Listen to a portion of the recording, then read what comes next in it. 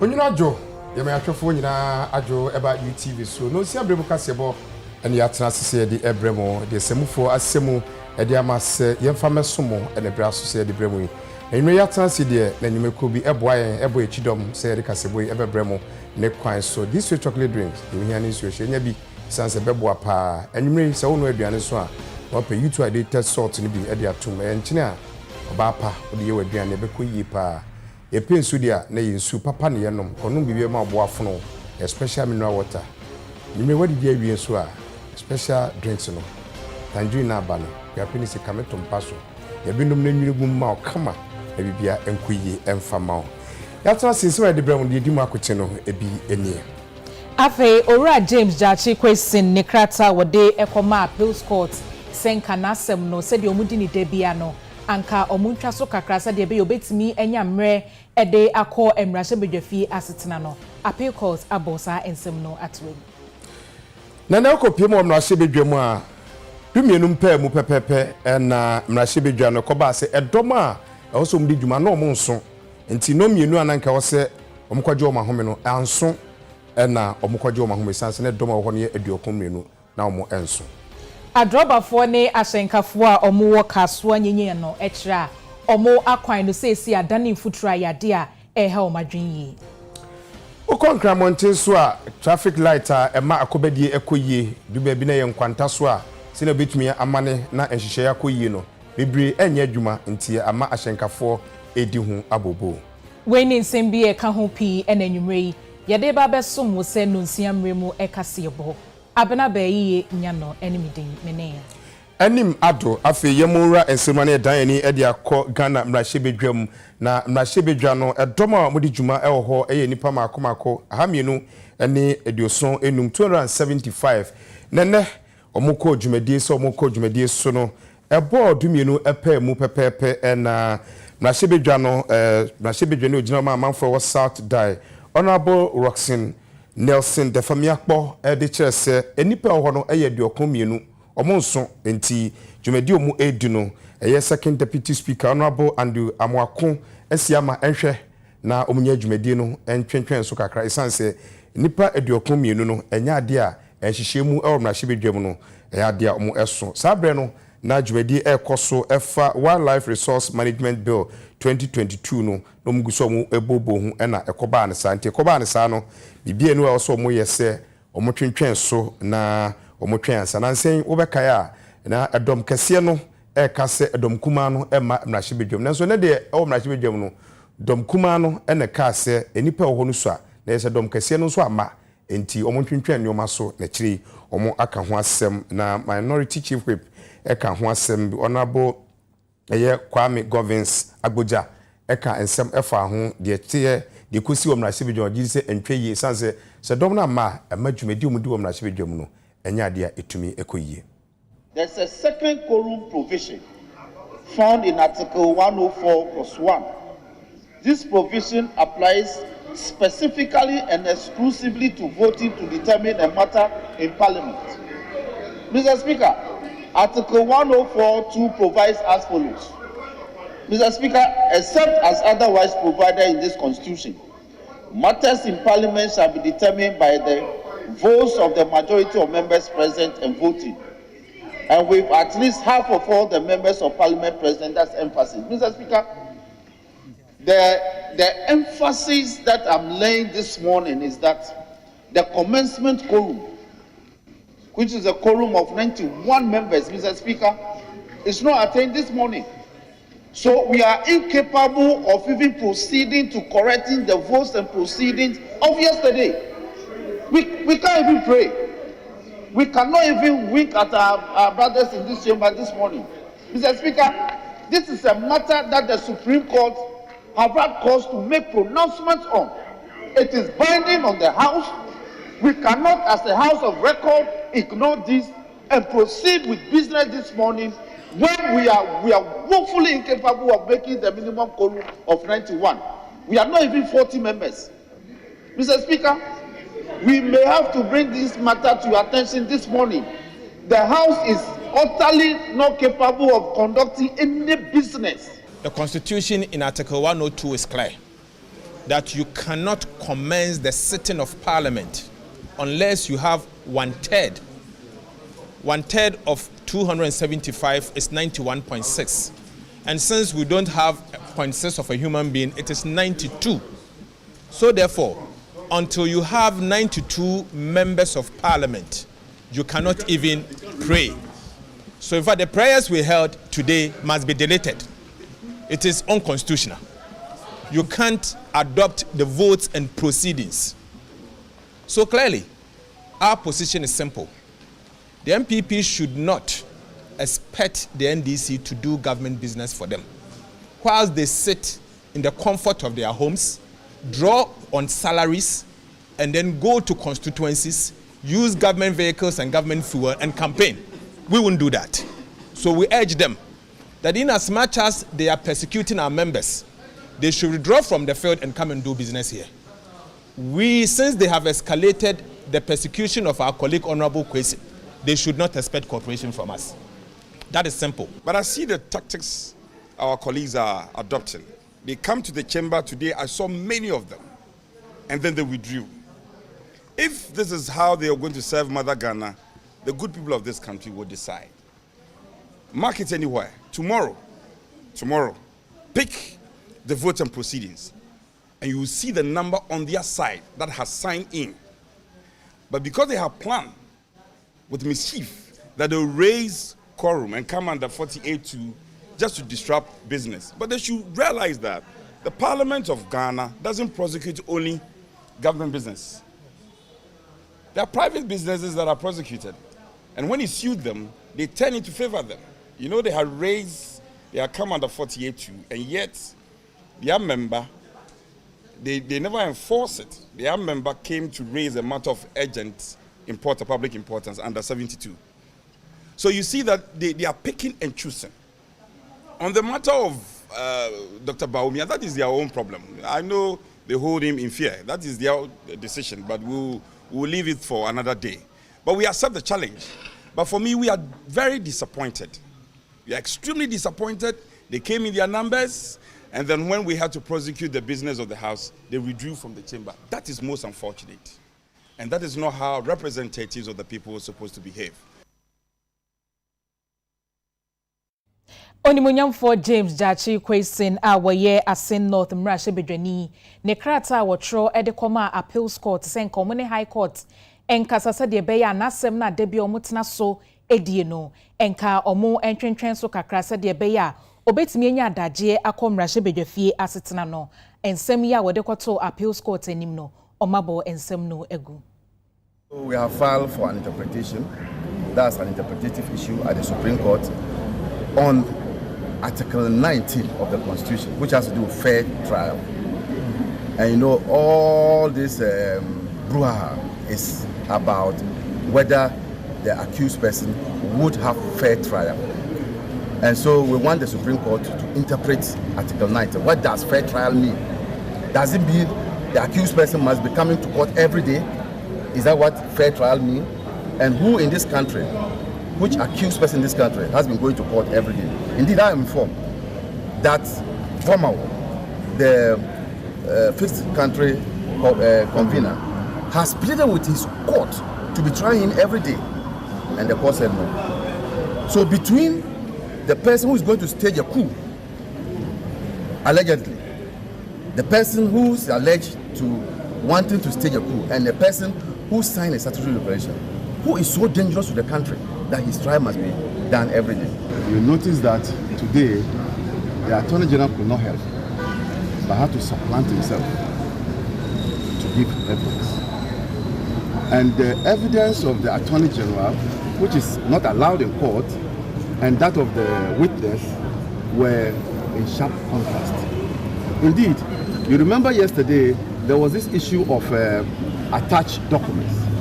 Today, the same matter came up. The witness, in his police statement, indicated that he had attached documents. And so, counsel for Pajetu Kwesi requested that the witness produce those documents. However, the Attorney General became uncomfortable and indicated to the court that there were no documents attached at all. So the question now to ask, and I want the media to help me answer the question, between the witness and the Attorney General, who is speaking the truth, is important. Because this is a discredited witness whose evidence, and you saw that he was evading questions, whose evidence cannot stand the test of time. And yet,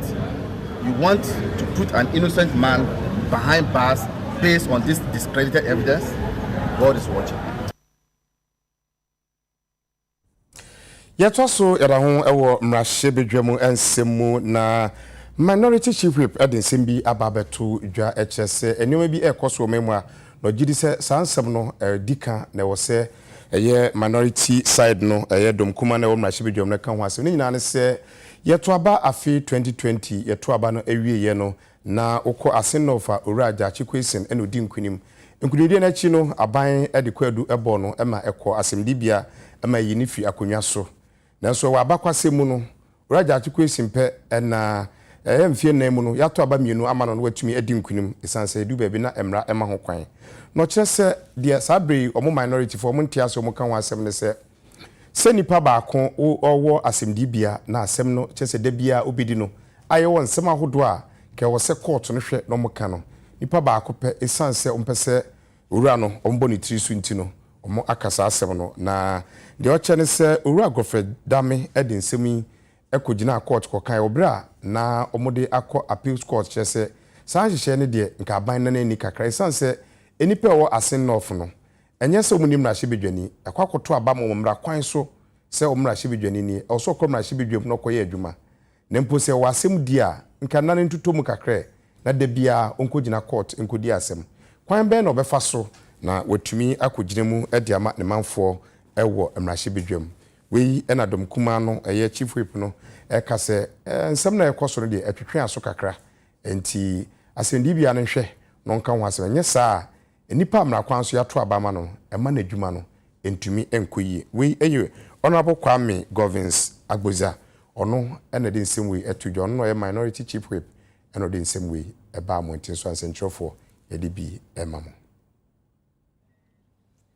Mampanyi Abedieche Dr. Mahmoud Baumia Ashe amo omo akwakobie headquarters o mesi ne foforo ebo eye Asante North Regional Police Commander o mebie ne foforo no ebo Asante Mampemu Mampom.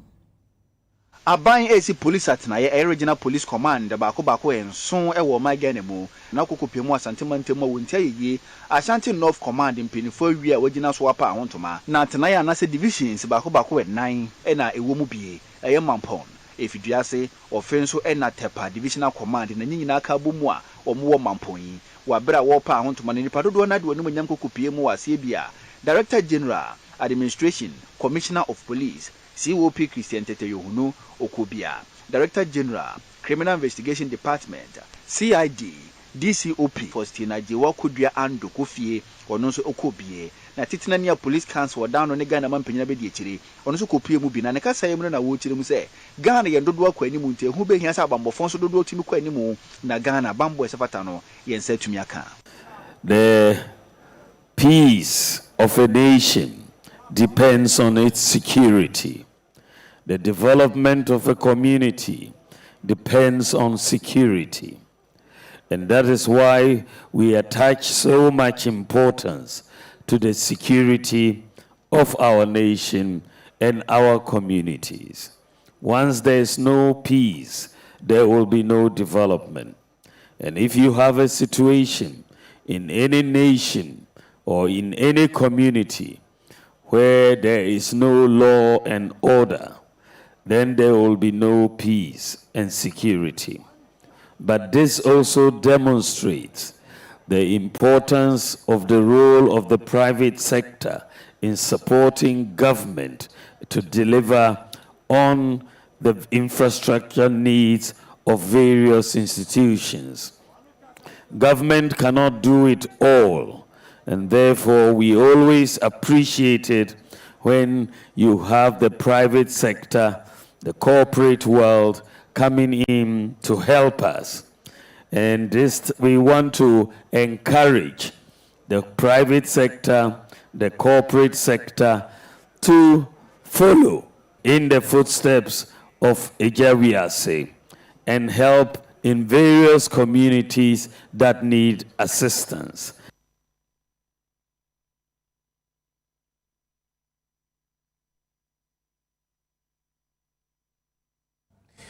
Yegyina we so na yɛtwa ho ade asede di kan ma yɛaboafo yɛba yɛbɛto akasɛbɔ no so.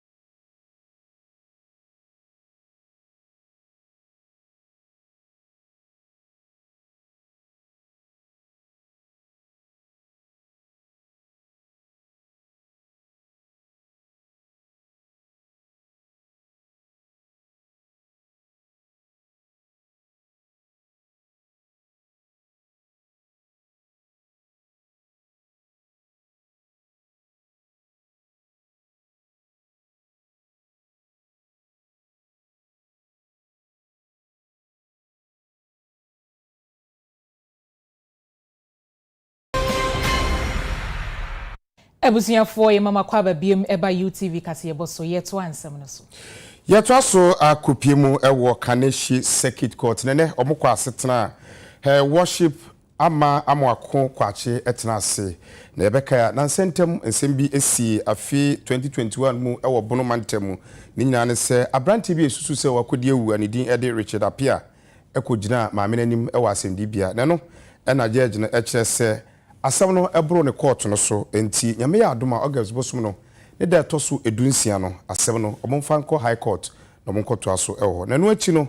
abrantia no mranim ne ogina hu edema no eye TK Jemaga ochense mu se de court no esi eka no. What happened today is just the commuter. So the piece of evidence that the state has against the accused were presented and the judge was to determine whether it's enough for the accused to stand trial. So we were given the piece of evidence today, and he has been committed to stand trial at the High Court, Accra, on 16th August 2023 at 9 o'clock. We intend to call 2 witnesses. The state will be calling a number of witnesses for the case, and at this stage, it's not to determine whether he's guilty or not guilty. So when we get to the High Court and we have something to prove, we will do it at the High Court.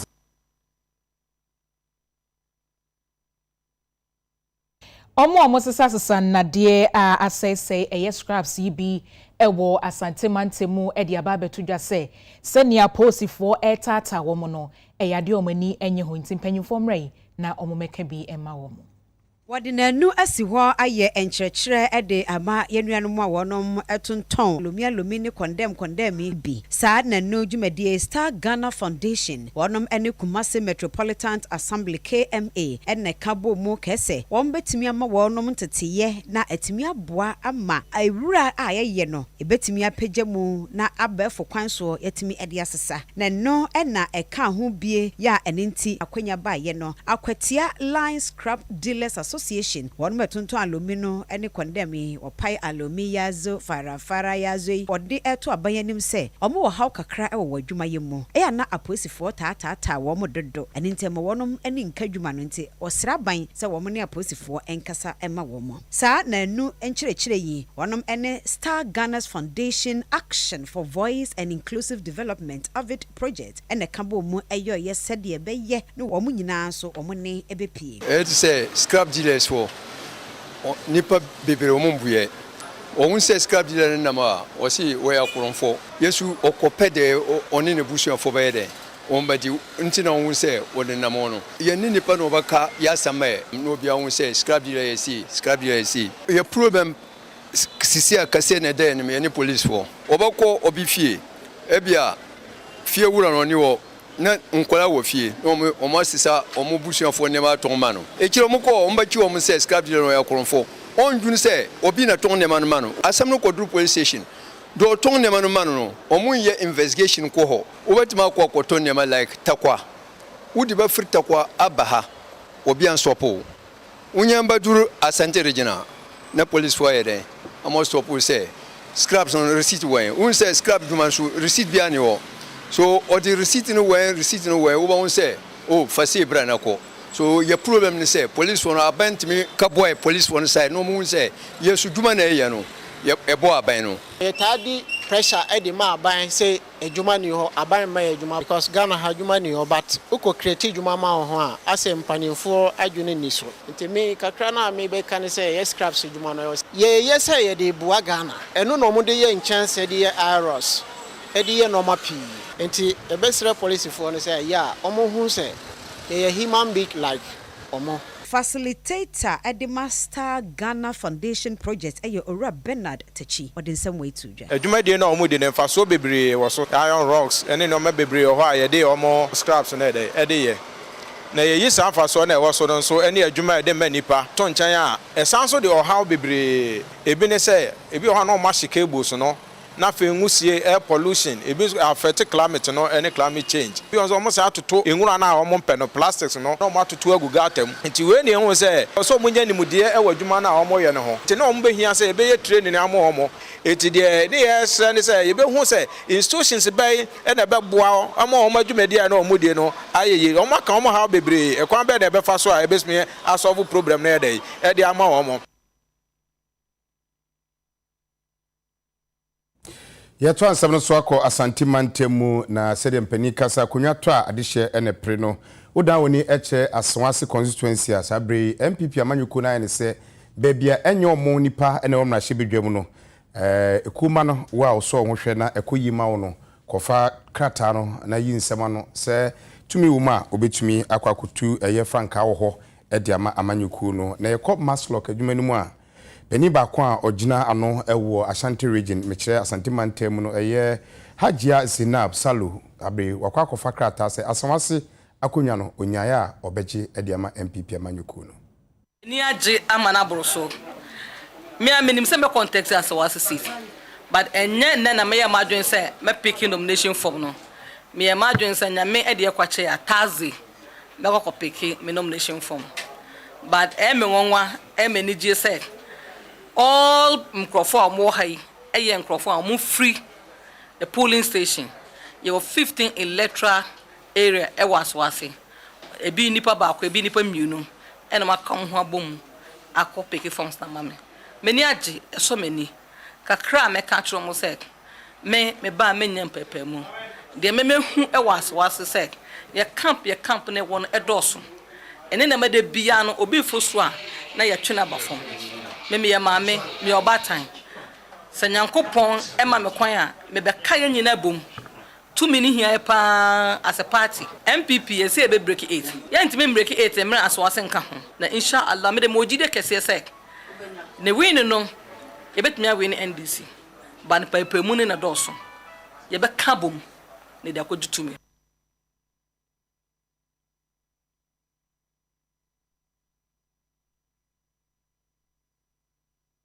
Panyin kwankyerefo a wada National Commission on Culture ano eye nana otu owo ahene champon akasa ede atoga na de hye nim ne mpanyifo nyina anim se yensan fa anansesem emre biem se de kane no na ewo ho no se de be ya ye betimi de etu yenkoda nefo na abo mu daache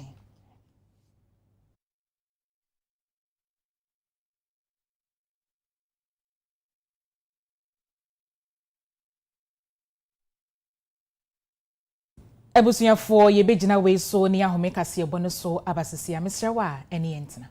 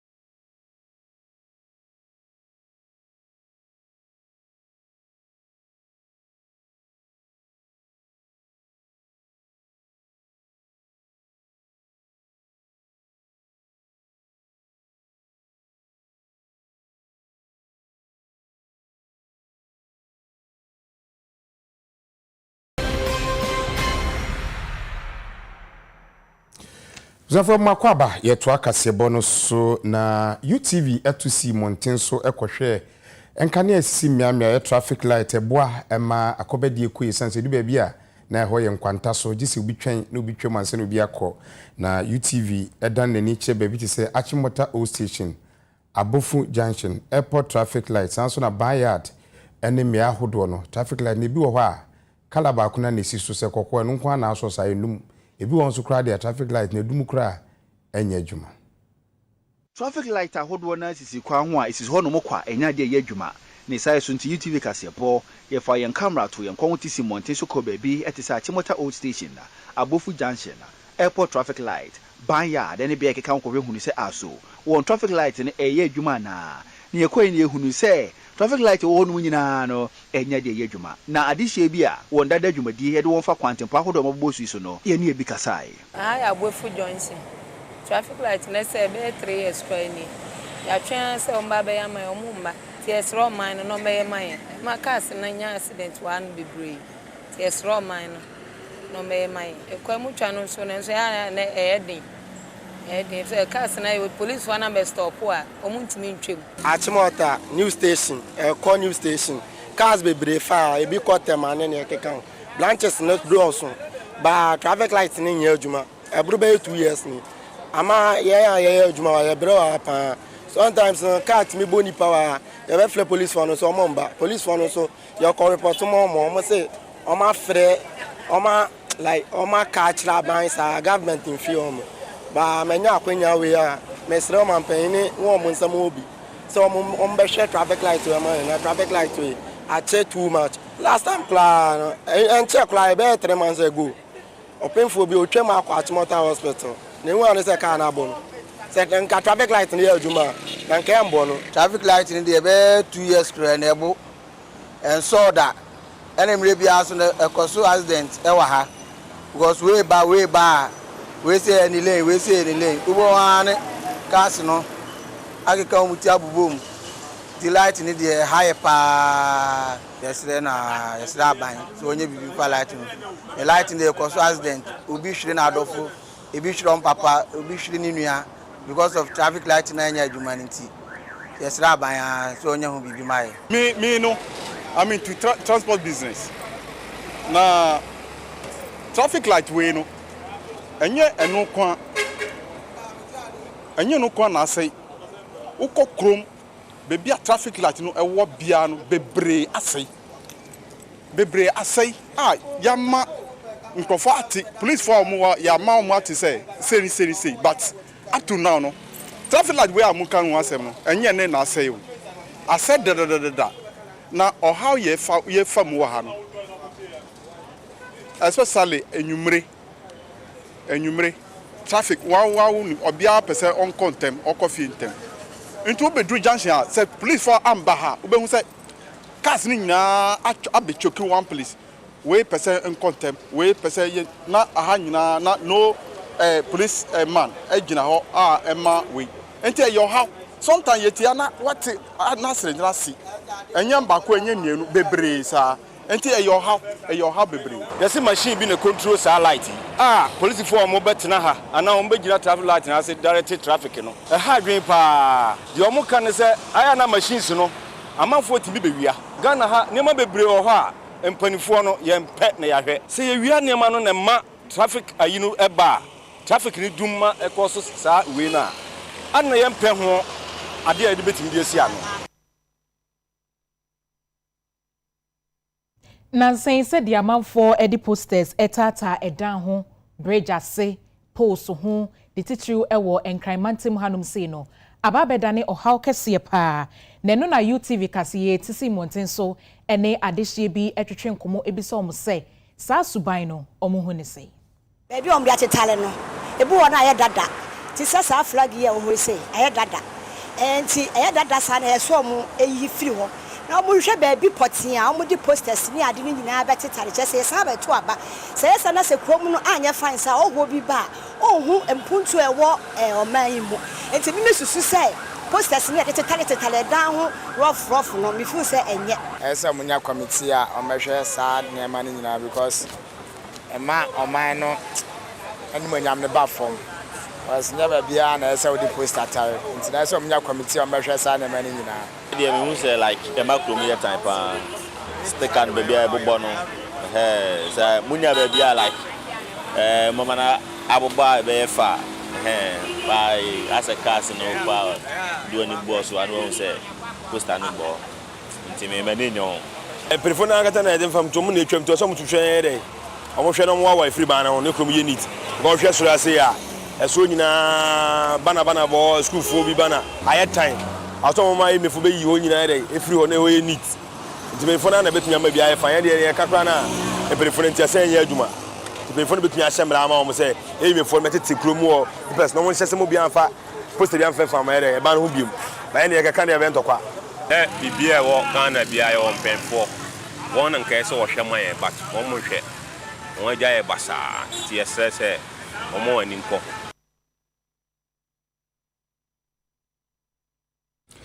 Yet one seven swana, Nansay, and Ghana, mine ebejim rebi etum say,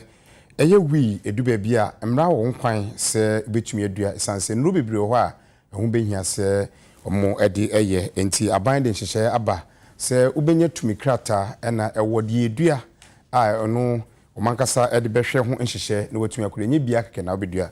neno na UTV yetisi monten so ebisa get to for ne ade bisa se mre ya be ho sem tse no mo so kire se mra na bande ba ne bia to sin kakra esan se wa kire de yenua na de be yenuro ni ade a neno mo ho sem no so no nhihye no na sen na esitie omo kire se ho de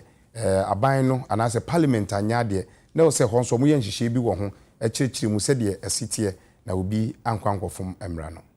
Brewa ipuma mama mpenifa ma ho kwan se intampe ahabanya sanyasa taba marijuana Indian hemp ye friend wi se mpenifa be mamra anase tumekata na opese wodua bi o mayimu a watumi adua bi na UTV kase ye boye tufa akokopie mu suhum ene suhum ade se bi twetwe nkomo no wo chem se woni age pa se mpenifa be ye ne mra se wotumekata wi wotumi edobie no besra ban se wi a ye be frase ne yado no ma gere mu no ma won fa tumi anase license ne konkoma amrofo mo ma meje Ghana fo adwuma moso esanse se ni wi no sika bam legalization almost legalizing what you heard they said they are legalizing it for the farmers so that they can farm really abeboa because so hwe wi a yanom no Ghana dey a esenje otayanom na dey e say wi no boy den first no mo ka bi say FC wi they say wi na 5 cedi anya 2 cedi anya 1 cedi aye 5 cedi ana jot ye 2 cedi per stick e bia koya adwuma na akoda na bo 1 row ade be chena wa hoden ugina nan so betimi akoba bia opebia nti yesra ban no ye na legalize ne tie no mo legalize am farmers no ye so aye street no so aye use street no so ye ne den asem timi legalize man ye so aye street ne yetimi use no nkrofo be ka se we bia mo legalize a nkrofo be no no rough na ade won say we o mo jot o mo legalize o mo no won so bia ko gina street ba bia ko no jot da anti sa ansa no be so big na street no jot this occasion inti no be ono de omo de aba yesro mo ye wo street na ye use no so no omo ndwen yen ho because omo dwen yen ho a even omo dwen yen ho na say export kra na say Ghana ha ya kra na Ghana ban benya ni sika o Ghana ha ya cocoa bag ba ko ya min je ni se bedu be 1005 be we bag ba ko abu we 5000 cedis and we no 6 months per betwa cocoa how many months dey cocoa and legalization of my no so no memo mo nya o madwen say o the foreigners no ba be ye afuo no ese ye timamufo no ye afuo no ye nya sika ese ye na ye wa ha no o mo hwe se ye wa ha na be ye afuo no na ye nya sika because am mo legalize ye no na ye wi ho ye ntimo legalize dia o mo bie mu man ye wa ha no na ntimi nye na ntimi de hwe ye no na ye ma no na anso ho no mo ye tisi gate ahodo ene mabunu bi a se wotwa ija etu ngure mu a otimi hu ni se da bi ehusi efi ngura we mu ba no enye husipa na emo mu husi efi ngura we mu ba ne ye husipa no eni bi kasa na wonso chirim se dabi aban age atuma ne wonje ntum na won ma ho kwan se na be no na momonte so krampo a obetima ye ohu ye na emo mu se aba be ma ho kwan se ye ndo no okurum ha na so me ye ndo bi okurum ha de aba ye no ane se na ben me mepa aban ne chew se obedwin youth na wo getus ne na obe amend the bill no to the extent say ebua boys cannot smoke on the streets. You have some places I won't mean and smoky. But when you sit down in your ghetto and out to one corner, even say, oh no, we are police nearly remu, no betao, no china no inquire incubu. You only be brown did them because of police what at near the internet, you only be brown did them. It been so many years just because of one rule. In the police chill one rule, one about them 5 years for just a rule of help. And see, if the bill has been amended well to the sense about get to youth now, I don't think there will be any problem between you and any police. Yeah, that's why yensem so na panyi kwantre for the National Commission on Culture ano eye nana otu owo ahene champon e de atom panyifo ne Ghana de hye nyina anim se yehwe na anansesem to no yensan emfa mabiem se de na kane ne wo ho no se de be ya ye betimi e de etu ye mofra ne fo na abo mo dache enne ya niji semni sentine se o hwa Adesa village na ye wo Center for National Culture dodo na nim se Art Center. Na Art Center ye regional office for Center for National Culture, share National Commission on Culture ase. Na sa dwumadie mfie bebre na yasoye ye ana ye officer wo nkran ha ahyehye. Tini aye ne afi bia no omoye. Ti afi no omo apagya mu kra ye kasa no suku ahodo Eduonu enum 25 schools, basic schools, miche basic JHS, ena omo eye. Intino eye bobo omo ano edi omo ba. Sebe ya ni ekane say yes storytelling and folk songs. Ya ye bibrem ye nyuma ye to ya abakwasem na aba ewom. Anansesem ya yete no tete no ya na Kunadu Ajiban Rollins, the former first lady, a boy yet in Kabibri by the fireside, near Boa Mabunano, na ya can't stories a chilmu, ya twan and some chomo, and penny a company some echomo, a fa, ya mamreni, a money and titty, your values and ethics are a walk ya maimu, and nuntino, ye can't bragrasem, ye can't enidia, ya debaman paying for, ye can't say akoda, ubedi hunia hunidie. Ye hwe se wusuku obemo wani ekun se eno na bema wodaache ebu asase adibu mpanyinfo ene noma ekeka ho nyina se obesua enoma ahodo a onyini no ode bebo ne bra nti eno no ene akeka bom ahyehye se yemfa nya de friends ye to anansesem storytelling ya ye de ya adwum nso eka ho nti afibia no Center for National Culture Greater Accra eye ya pagem ya ye hwe se ya de be ko Ghana nyina ma ya Center for National Culture wo system regions ni nyina no mu besom ebi mo nso ye de ya pese ye pagem eno no ama boy na de ya nkrofo enim no omusuan sesei no ya hyemu kena se ebeboa emanfo nyina na ni titro emabunu no omo nso aboa wo mu efutu a mede beto mpanyinfo mamefo ne papafo no se omomba no eni nji saa nima yi ebe ma omomba no mo agye abrababone te se omonum kokeni nima abasesia ne saka woni we mu nyina no so omo tie saa nima we na eye ho de because ye showcase saa nima we a eye aye mbofra no de nti omo so hwe omo hwe TV so omo hwe omo nyankoro omo ye no omo asua se okoda no se sana wonum wi a mi wie ye ni mi chantra mi wie ye ni mi wie a kronobo a mi wie ye ni nti enye se niema wo hwe a wani agi keke daabi ba niema wo sua na nkola no so agye sa abrabobone ne efiso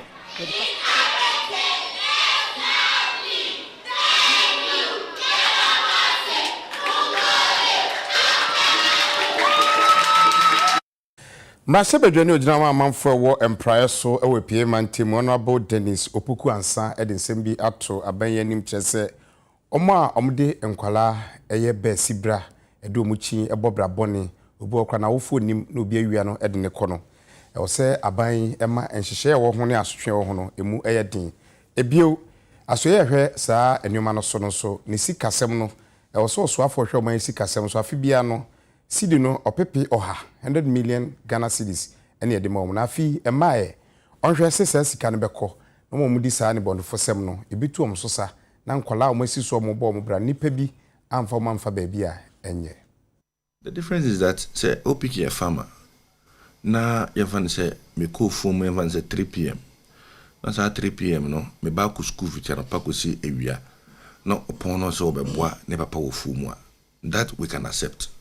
And now be on Saturday and now Sunday. So that's it. Akola ne nko school ne papa ko fumwa so di ne papa echi di akoboa no. Na ose o say juma no beboa ne papa. That you not term is a child labor. And say from Monday to Friday, ebra was akola ne ko school no. Na fofo wo school no da so ana o fumwa odo o to banch ana o to koko oboama yak for so. I know it is a case of child labor, and I'm not too sure there's any custom or cultural system in Ghana that supports that. So that's it. These are kolano during school hours or tinsusu diving to su bois yinam and in yamana kolana unko school. That one you cannot have a cultural explanation to it. It's a challenge to it, and I think that is the focus of a lot of these organizations that are working in Ghana, and especially on the voter league. So, Mr. Speaker, it's important that we prevent agents who take our citizens away into this new form of slavery. So, Mr. Speaker, my suggestion would be for the Immigration Department to scrutinize applicants who are traveling to destinations that have been identified as destinations of perpetration of inhumanity, and make sure that the investigation will reveal whatever forms of contracts they have with their host. Mr. Speaker, if we don't do this, we will continue to allow people to go into slavery without them knowing what it is that confront them when they leave the shores of this country. So we share your rural settings and your rural communities. Now we have the poverty level. And nun ti se ba ne sana na any organization bia or per se or abuse or mrase ekwan da ho. Se obetumi ayesa fi se impo no nipa no onim sa nimde se our right. Say this is my right. And na impo se obenya nimde so omi wo sika bi intimate me a solicite the support and I say emwa every lawyer for her amoma eden abegina mu no maka ma me ntu be hu say at the end of the day no IJM vis-a-vis your friend is saying international, that is the International Justice Mission no, against these poor people from the community. It's their word against the people. Into omo word in the catcher say, hey, ade awaye no criminal. And as I didn't know, it's a crime. Then the say, okay, yes, Amasa, my dear to intimu fanche me. Into once no nipa na admit no, they record say why you bonny. It's an say bit a fracture or no new be our bedding or becca nasa actually amano. Into me dear, me huni say kesiano, but I no edge na buying. Because it is the only institution that is mandated to protect the ordinary citizen of Ghana. Into me huni say a buy ne ja ne juma. What I say, the mandate, the Juma say ye to aba, near ye aban said this is abaya ye di ye cranny ye reaction muse or bebo Ghana for mobile. No ma jai or ma jumum at all and ama sa organizations no omoba ebebu Ghana for enimtia. Asuyaya eshe enkronkuma memu ne ho empuntu so a eshe Ghana Urban Mobility and Accessibility Project no ase adan no edi sese sia no omo edi dwumadie bia ba omato ne din se household travel survey na we no empanyifo eba befa so se de be yon betimi di omani edi eye yakoni abadie nsema yedi no onkramantem hanom no omde omani ebedi akire na ehon senkaye no omo ahye aye ne yie na we no empanyifo kire ba be hyase adwada July bosome de etoso edunu nan edi akwa akopem September bosome no ewieye. One central phone share more free as here no and a human resource director.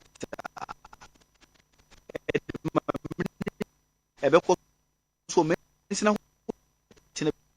simpin 4 years say afọ ye na kwan ho na aboma kwane be date my one a wo hu kwan obeye no e de afa na mpin 4 hwe ni musenipa ba ko be 7,500 and adwuma die e be form ho na aboa afi ebia ensan mu di ba enkran a mrahin na wudi okwam anopa mrahin ene ebia challenges a omu face individual na survey no questionnaires ne be busa free enkola umanya 6 years brosom ene penny for every say enkola no ya no musu ko school obu wo ho a na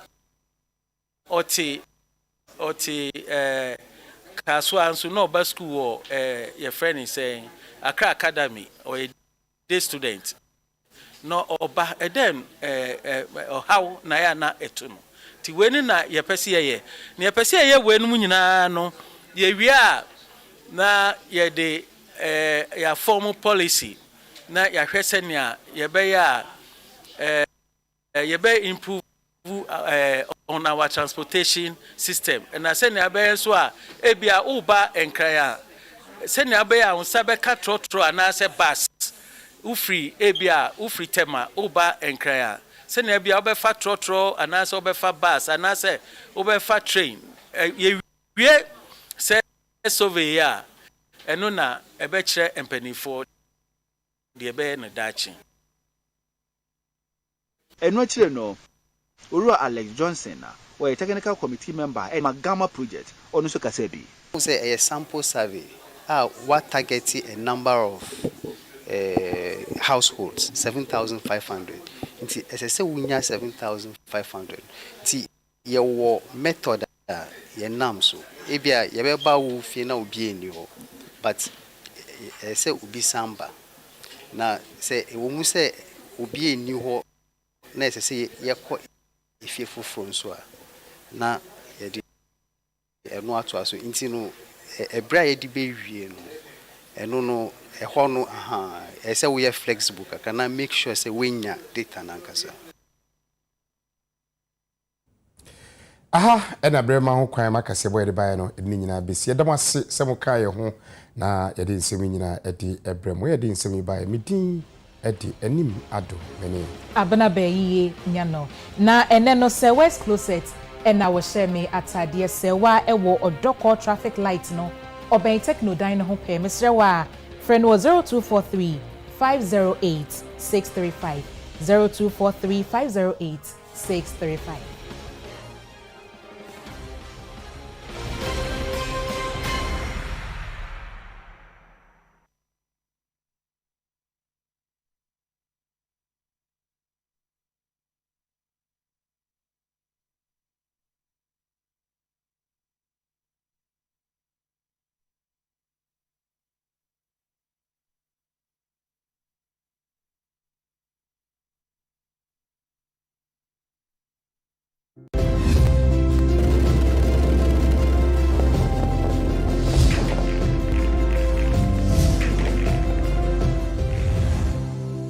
NLA 590 Mobile. Today we will discuss how you can win cash by playing 5